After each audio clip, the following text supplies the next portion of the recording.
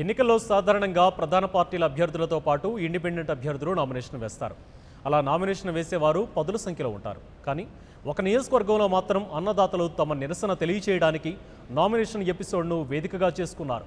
ఏకంగా అధికార పార్టీ అభ్యర్థి గతంలో చేసిన అభివృద్ధి ఏం లేదని నామినేషన్లతో వారి నిరసన తెలియచేశారు. ఇంతకీ ఆ నియోజకవర్గం ఏది? రైతన్నల ఆగ్రహానికి గురైన ఆ నేత ఎవరు?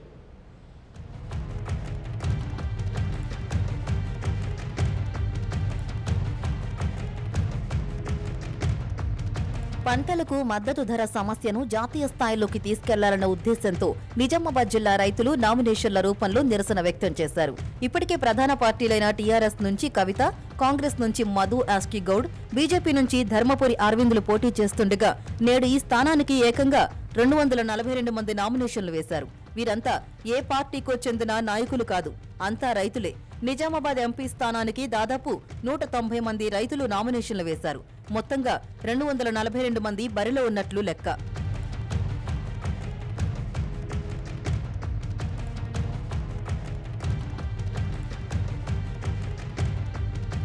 సాధారణంగా ఓ ఈవీఎంలో 16 మంది అభ్యర్థుల పేర్లు, వారి గుర్తులను ఇచ్చేందుకు అవకాశం ఉంది.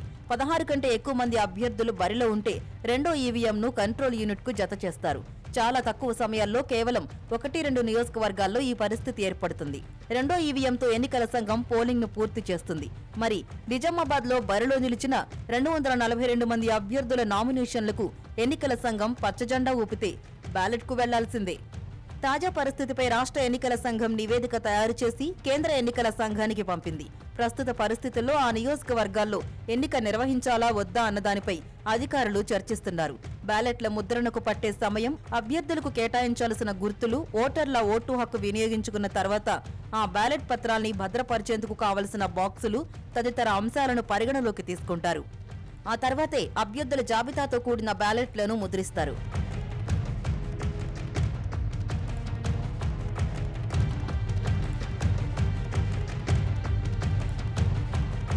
గత ఎన్నికల చరిత్రను చూస్తే వందల సంఖ్యలో అభ్యర్థులు పోటీ చేసిన సందర్భాలు చాలా తక్కువ ఉన్నాయి.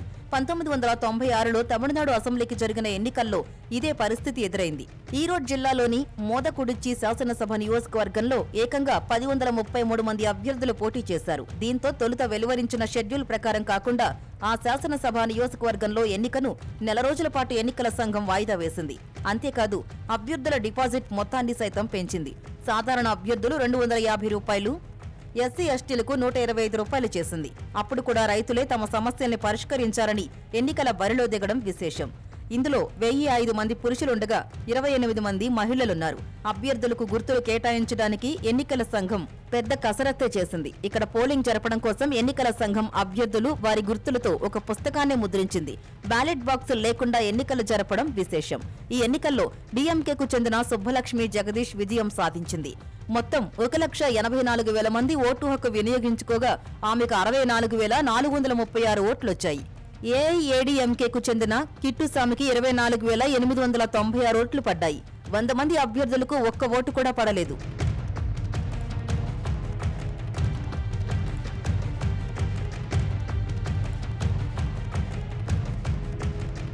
ఇప్పుడు నిజామాబాద్లో 190 మందికి పైగా అభ్యర్థులు నామినేషన్ వేసిన ఘటన చర్చనీయాంశంగా మారగా, గతంలో నల్గొండ లోక్సభ నియోజకవర్గ ఎన్నికల్లో ఇలాంటి పరిస్థితే ఎన్నికల సంఘానికి ఎదురైంది. 1996వ సంవత్సరంలో జరిగిన లోక్సభ ఎన్నికల్లో నల్గొండ నియోజకవర్గం నుంచి 480 మంది అభ్యర్థులు నామినేషన్ వేశారు. దీంతో ఎన్నికల సంఘం ఆ అభ్యర్థులు వారి గుర్తులతో కూడిన 50 పేజీల బుక్లెట్ ను ముద్రించింది. లోక్సభ ఎన్నికల్లో అత్యధిక మంది అభ్యర్థులు పోటీ చేసిన సందర్భం ఇదే కావడం విశేషం. ఈ ఎన్నికల్లో 477 మంది అభ్యర్థులకు డిపాజిట్లు కూడా రాలేదు. 1996 ఎన్నికల్లోనే కర్ణాటకలోని బెల్గాం లోక్సభ స్థానం నుంచి 456 మంది అభ్యర్థులు పోటీ చేయగా 454 మంది డిపాజిట్లు కోల్పోయారు. 1996లోనే ఈస్ట్ ఢిల్లీ నుంచి 122 మంది పోటీ చేశారు. 1989 ఎన్నికల్లో హర్యానాలోని భివానీ నుంచి 122 మంది, 1991 ఎన్నికల్లో ఈస్ట్ ఢిల్లీ నుంచి 105 మంది అభ్యర్థులు పోటీ చేశారు.